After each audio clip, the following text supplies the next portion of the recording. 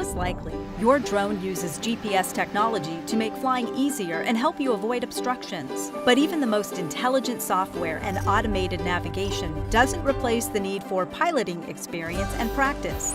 Here's a simple practice exercise used by some professional drone pilots to improve stick control and make you a better pilot. We call it flying the box. Start with any large, open area, free from obstructions. Mark 4 points, about 30 to 50 feet apart, in a square pattern. Then, practice flying to each point in a straight line and consistent height. We suggest 5 to 8 feet above ground.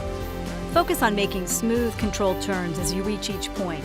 As you become more comfortable with the exercise, try a more difficult pattern and be sure to try it with the drone facing at you or head on, and away from you or tail on. This gives you practice operating the controls in reverse. Flying the box. It's a great way to practice your skills and ensure safe, accurate flying.